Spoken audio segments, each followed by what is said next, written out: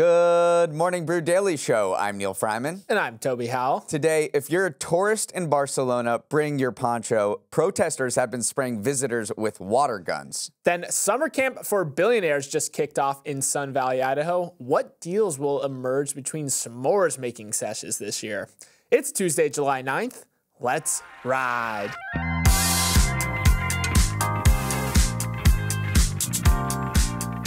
Reservations at Washington, D.C.'s finest establishments will be at a premium tonight because the city is hosting some major events beginning today. First up, Fed Chair Jerome Powell is heading across town to Capitol Hill, where he'll testify before the Senate Banking Committee. He only does this twice a year, so it's a rare opportunity for investors to hear how he's thinking about possible rate cuts and the economy more broadly. After getting quizzed by the Senate today, he'll repeat the same exercise tomorrow in the House. Then President Biden and leaders from NATO are meeting in Washington as well for the next 3 days to mark the 75th anniversary of the transatlantic military partnership. Ukraine will be a big topic of discussion, and a new plan to coordinate the delivery of equipment and training for its armed forces will be hashed out this week. It's also a big week for Biden in his re-election campaign. He'll look to put together a solid performance to show the U.S.'s allies and the world he's still fit to lead. You are so right on that restaurant reservation thing. Gonna be an absolute disaster.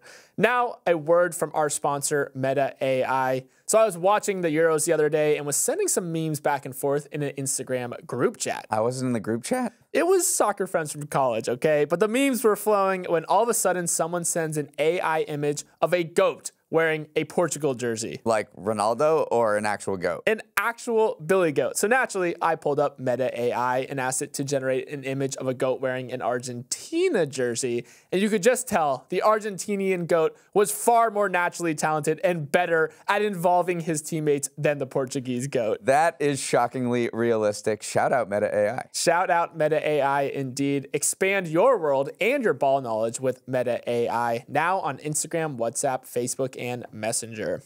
While you are still trying to unpack your 4th of July overnight bag, media heavy hitters, tech moguls, and billionaires, oh my, are settling into their digs in Sun Valley, Idaho today. Tuesday marks the start of the annual networking conference hosted by the investment bank Allen & Co., known as Summer Camp for Billionaires, with an invite list reportedly including legacy media giants like Warner Bros. Discovery's David Zaslav, Disney's Bob Iger, streaming royalty like Netflix co-CEOs Ted Sarandos and Greg Peters, and tech titans like Jeff Bezos, Tim Cook, and Mark Zuckerberg. The stories told around the campfire won't be ghostly in nature. Instead, there will be plenty of deal-making and gossip as the tech and media elites gather to shape the future of their industry in between rounds of golf and guided hikes. One big talking point will no doubt be the recent Paramount Skydance merger, and matriarch Sherry Redstone will be in attendance. But more forward-looking issues on the agenda will be the ramifications of the upcoming U.S. election, the unraveling of traditional media models, and the increasing market share tech giants are eating up. Neal, what camp drama are you looking forward to this year? Well, I would say maybe a few years ago, everyone would be going up to the hottest people there would be the Bob Igers of the world, the leaders of these huge entertainment conglomerates. But I think the person everyone wants to get in a chat with will be OpenAI's Sam Altman. AI will be a hot topic. He appears to be on the attendee list, and it's really shrouded in secrecy. You have no idea who's coming until they drop off their PJ in the Sun Valley airport there. But I do think AI will be huge as media and tech grapples with the AI boom, and I think Sam Altman will kind of be the all-star there that everyone wants to get a piece of. There's definitely a totally different power dynamic than there used to be here, because it really did used to be those legacy media players that were the kingmakers. They controlled what the kind of industry did, but now they're the ones sucking up to not even just AI, but traditional tech powerhouses like Tim Cook, like Andy Jassy from Amazon, because these are the deep-pocketed people who are controlling the entertainment industry these days. So, and yes, you're right. I'd be shocked if some of those media and AI executives, if there no deals emerge around content sharing partnerships with AI companies, I would be very shocked about that. Right. So In the past, Sun Valley is known as the Coachella for deal making. Some of the biggest mergers we've ever seen in tech and in media have started with Sun Valley and the discussions taking place over foie gras there. I mean, you had Disney's acquisition of ABC, AOL's acquisition of Time Warner for like $180 billion, Jeff Bezos' purchase of the Washington Post, Google's purchase of YouTube. They all started at Sun Valley. So we'll have to see what happens here. A big point of discussion will be like, hey, we want to merge, but guess what? You know, the Biden administration's FTC has prevented a lot of mergers. They've been very hostile to M&A. So I think that will be a part of the discussion of the global political landscape and the presidential election in the United States about the fact that there's been such a crackdown on M&A and deal-making writ large. Yeah, bundling and unbundling is going to be on the agenda because remember, all these media companies are creating these bundles. You have Disney, Warner Bros. Are bundling Disney Plus, Hulu, and Max, and then Comcast has this Netflix, Apple TV Plus, and Peacock bundle. So I do think that we're either going to see some decoupling or recoupling, some bundling or unbundling, whatever you want to call it, happening behind the scenes. I also wonder if broadcast rights are going to come up too, because commissioners often attend this. Roger Goodell might be there, might not be. So this is kind of the last hurrah, it feels like, for traditional media companies to get a piece of the live and sporting world because they're just getting priced out. I mean, we just saw the NBA deal, $76 billion with various partners. It looks like only tech companies are going to be able to afford the increasing inflation around sports media right deal. So I think we're going to see maybe a last hurrah of sports commissioner attending this event. Yeah. So, I mean, if you want to go to Sun Valley, I mean, it does sound like a fun time. I make a lot of money, but there are certain rules that you have to adhere to. You can't talk about the press about the event. You can't arrive late more than 5 minutes to any of the sessions, and you can't skip out early unless maybe you're Mark Zuckerberg and you have other things to attend to, but you have to stay the whole time. Alec Baldwin will be in a Santa Fe courtroom today for the start of his trial over the fatal shooting of cinematographer Halyna Hutchins on a movie set nearly 3 years ago. The actor is charged with felony involuntary manslaughter, and if he's convicted by a jury, he could spend 18 months in prison. This wild story has had a lot of twists and turns, so here's how we got to this point. In October 2021, while Baldwin was filming his Western movie Rust in New Mexico, he was holding a gun that fired a live round and killed Hutchins. No one suspects Baldwin of discharging the gun on purpose, but prosecutors argue he was negligent with his use of the firearm, and it speaks to broader safety lapses on the set of the movie, which had a tiny $7.4 million budget. The Santa Fe County DA charged him and the movie's armorer with involuntary manslaughter, then abruptly dismissed the charges against Baldwin, then brought them back, citing new evidence, which is how we've arrived at Alec Baldwin entering a Santa Fe courthouse this morning to see whether he'll go to jail. I was reading a New York Times article about this, and they said it is shocking how much this resembles a Western movie. The plot of Alec Baldwin's trial resembles the plot of a Western movie where there's vengeance, there's justice, and it feels like we're finally reaching the final climactic act. And the stakes are very, very high here because, yeah, Alec Baldwin could go to jail for 18 months if found guilty. Already, though, things have been looking a little dicey for the prosecution because they ruled a major ruling that happened yesterday was that they cannot prosecute him as his role as a producer because he was an actor and a producer as well. So that was a bit of a setback already for the prosecution. But this trial is one that we've been talking about for 3 years now, and we're finally going to see it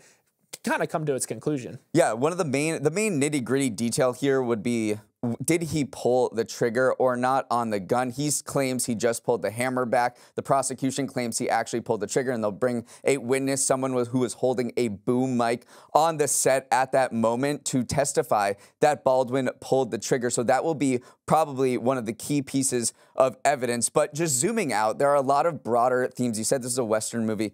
There are a lot of broader themes going on at play here. First, you have Alec Baldwin bringing in a bunch of Harvard law lawyers, including Alex Spiro, who's defended Elon Musk and Megan Thee Stallion and other celebrities. So they're all like shipping out to New Mexico, where you have these frontier prosecutors already sort of hostile to outsiders. And so there's this really fascinating culture clash between corporate lawyers on the East Coast, and then you have the Santa Fe prosecution team as well. And then there is a huge increase in movie films and TV being set up in New Mexico, and there's a little sort of conflict around that because they've got huge tax breaks to film in New Mexico. I mean, Breaking Bad really started the boom. Netflix has a huge studio in Albuquerque, so that is another aspect at play here where there's a huge influx of outsiders coming into New Mexico to start filming movies, and this Alec Baldwin thing is just one of them. And then the final wrinkle I want to bring up too is that there's these dueling documentaries being produced right now because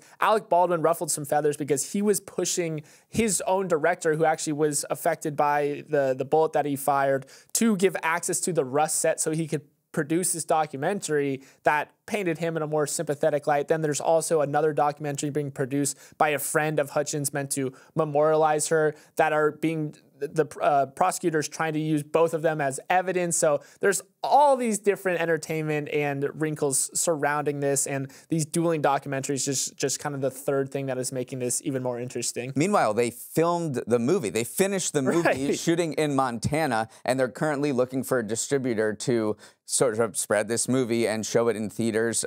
So I don't know whether they'll be able to do that. But yes, the movie has been finished. Have you ever walked by a mattress firm and thought, how does this place stay in business? Well, you're onto something because it is struggling to stay in business. Mattress Firm's sales fell 5.6% last year, and it's closed 900 stores since its parent company filed for bankruptcy in 2018. But Tempur Sealy, the biggest mattress manufacturer in the world, thought Mattress Firm still had some juice left in its old springs and agreed to buy it for $4 billion back in May of last year. Unfortunately for Tempur Sealy, though, Lena Khan and the FTC had other ideas. The agency didn't like the sound of the biggest mattress manufacturer, Tempur Sealy, teaming up with the biggest mattress retailer, Mattress Firm. So last week, the agency voted to block the deal, saying it would give the new entity too much control over pricing. So now the deal between the two of the industry's biggest players is left in limbo, as the dream of a mattress tie-up has turned into more of a nightmare. I mean, the mattress industry is absolutely collapsing on itself right now. Sales are down 22% from 2023 to 2021. Reminded me of when we talked about grills the other week, where during the early days of the pandemic, everyone scooped up on fancy mattresses and wanted to really just have the best home experience possible during the early days of COVID. It really pulled forward demand. And once you have a mattress, you don't necessarily need one for the next couple of years. I mean, hopefully, because they're very expensive. And so I think we're seeing a huge slump in the mattress industry, and these firms want to tie up. The FTC is saying, hey, even if you're still struggling, this would create an anti-competitive atmosphere in the industry because you're tying up the #1 retailer with the #1 manufacturer, and that's going to box out rivals. The craziest thing about this story, though, is that we keep saying Mattress Firm is the #1 retailer. It only has 2.9% of the mattress market. So yeah,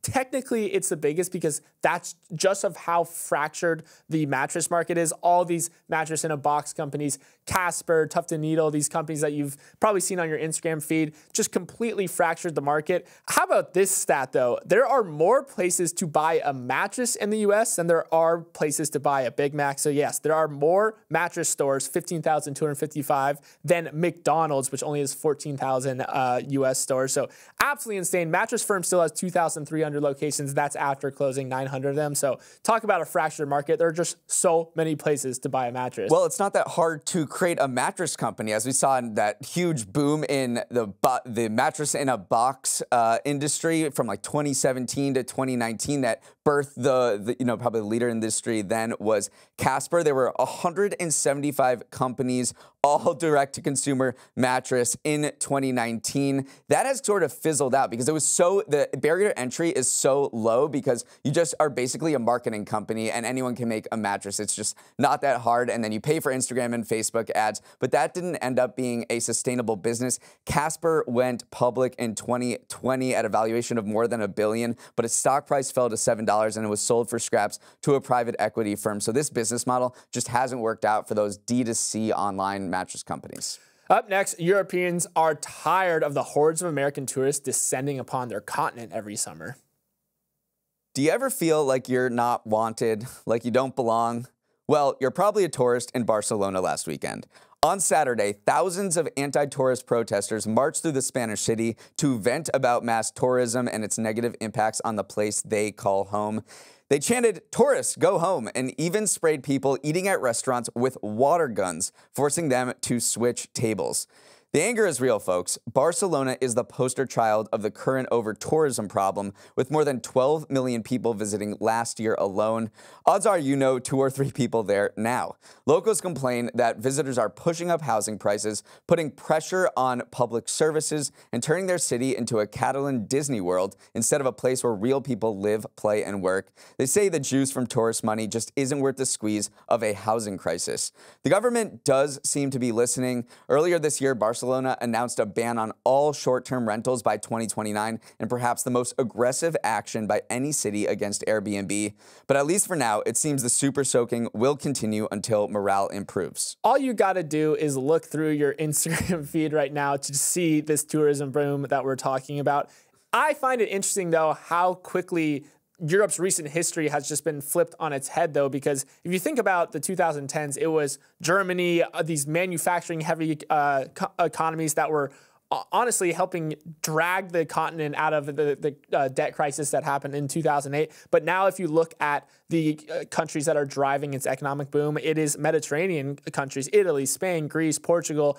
It's interesting, too, because Germany's economy is not doing very well right now. It's flatlining, yet here is Spain. Spain is Europe's fastest growing big economy, and it's coming a lot of it from tourism. Spain and Portugal and Greece.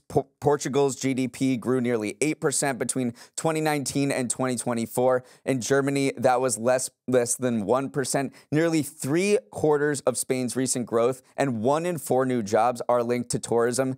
And in Greece, as many as 44% of all jobs are connected to tourism. So these southern European, Mediterranean countries are just absolutely booming, and they're overfilled with Americans right now. And the locals are saying to leaders, you're working for them and you're not working for us. And all of this money that is flowing in may be short term. You know, we don't know how the winds are going to shift, and people might want to visit other places. We're not creating a steady, sustainable economy. Here in Barcelona, our housing prices have increased 68% over the last decade, and they're just absolutely fed up with all of us going over there and eating and doing all these things that are just sort of ruining what they say is just ruining their way of life. And tourism is a highly cyclical industry. It's very much tied to seasons. It also keeps you from investing in other areas that could build your economy. I mean, in tech, manufacturing, stuff like that. Also, the dollar is ultra strong right now. So if the dollar falters even a little bit, there is a chance that the millions of Americans who are suddenly able to afford their dream European vacations won't be able to go on that European holiday. So lots of intersecting pieces here. Tourism is good and bad. They're the side of the same coin. But I do love that Barcelona protesters were just, the pictures coming out of this were hilarious. They're just squirting them with water guns, because when I saw the headline, I thought it was because they were being nice and it was very hot over there, but that was clearly not the case. Strawberries, blueberries, raspberries. Kids love them, parents buy them, but there's something deeper going on with our nation's berries that it's important for you to know about. And it's this juicy berry secret that I want to talk about on today's edition of Toby's Trends, where I poke around the internet for a trend you should keep your eye on. Okay, here it is. You aren't imagining it. The berries you are buying at the grocery store actually are tasting better than ever. The Wall Street Journal visited Driscoll's, the world's largest berry company, to find out what was up. And it turns out that their mad scientists have created a better, sweeter line of berry. It's called Swedish Batch, and they are marked with a yellow sticker denoting their special status. They are expensive, and they are somewhat hard to find, but what separates them from other berries is that they were created primarily with taste in mind. When you're a berry farmer, things like color, shelf life, susceptibility to disease, efficiency of harvest, all factor into which berries make it to the shelf. Taste is often not the chief concern at all. But Swedish Batch flipped the script, giving us a chance to see what ultra flavorful berries actually taste like, maybe for the first time ever. Neal, this is the GOAT strand of berries that is emerging. I just hope everyone gets a chance to taste them. Well, as Willy Wonka said about snozberries, we are the music makers and we are the dreamers of dreams. And it seems like Driscoll's is really taking that to heart and going all in on more of a luxury type of berry, because berry sales are absolutely booming right now. They're at $9 billion annually, which is up 40% over the past 5 years. This is one of the fastest growing products in the entire grocery store, and they're saying, why don't we go up market a little bit? We might be able to produce less of them, which is those trade-offs you were talking about, but we'll see if we can sell raspberries for $9, $10, $11, $12 for dollars a bunch for people who are maybe primed to even going to the farmer's market and won't be surprised to see prices like that. A lot of the golden rule with berries is that you need to have enough yield for it to be profitable, but Driscoll's came along and said to its farmers, like, hey, you can lower your yield requirement for this one, and they kind of went nuts because they're like, finally we get to create a berry that just tastes good. A lot of grocery store managers and produce procurement people for places like Whole Foods are saying, we're treating the berry section like the wine section now, where you have this vast selection. You can go cheaper if you want, or you can go upscale and get the tastier one. So I love the fact that you can go to the grocery store and pick and choose. It is very pricey though, and parents listening to this absolutely know what we're talking about, because kids are just obsessed with berry these days. They can't get enough of them. And once you give them a taste of the sweetest batch, you might be breaking the bank from there on forward, because they do just taste a lot better. This also ties into a broader trend of produce companies coming out with super luxury fruit. Recently, Del Monte released a $400 Ruby Glow pineapple, which is this designer pineapple. They're selling for $400. There's a $156 melon. There's strawberries from Japan, these pink-hued ones that sell for $128 per pack. So you're starting to see the fruit aisle just become, yeah, like a wine aisle or a Lamborghini aisle where people are paying hundreds, I don't know how many people, but it's this designer limited item good where people are paying $1 zillion for just this little fruit or berry. Wait, what's your favorite berry? This is a very important question right here. I was thinking about that. I think strawberry is it's not the best. It's the most plentiful, but it's just not the best. I think I prefer blackberries the most. Oh, interesting. Just in terms of the taste, the texture, that's my favorite. I like the answer. I'm a raspberry guy. Can't go wrong with raspberries. Raspberries are great.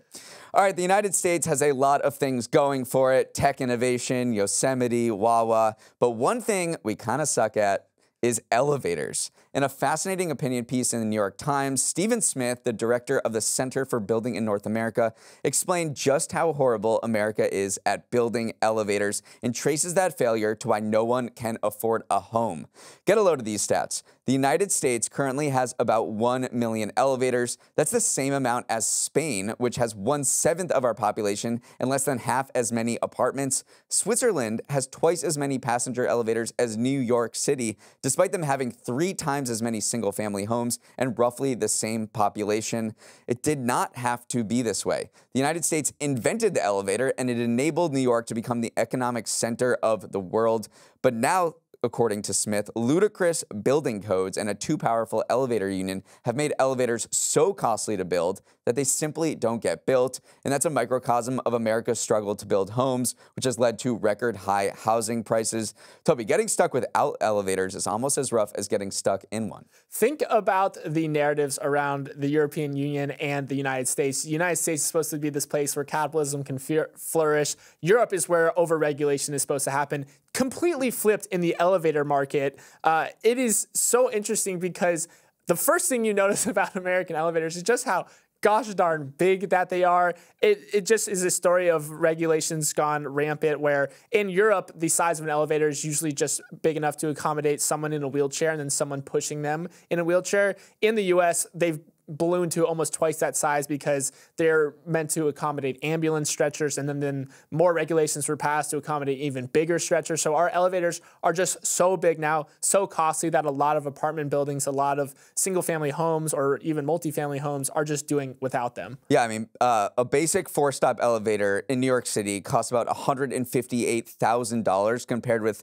about $36,000 in Switzerland. So these costs have ballooned due to labor, due to crazy building codes. I mean, this is what Smith is arguing. He is part of this YIMBY camp where he says we need to relax all these building codes, these zoning, so we can build more. And he points to elevators specifically as one of the major problems why we just can't build. And if we don't build, then housing prices and apartment prices will stay high. He also points to the elevator union. He does not really like them at all because they ban even the most basic forms of pre-assembly and prefab. And one of the biggest ways to get cheap housing, cheap elevators, cheap materials now is to build it offsite completely and then just bring it in modularly to the site, to where you're building this thing. And the union prevents that. And in some cases, they are allowed to disassemble an elevator that is brought in, that is created in order to create jobs. So he's also attacking the union as being just completely overzealous. This is all I'm going to think about next time I'm in an elevator, is just how much easier it could be. And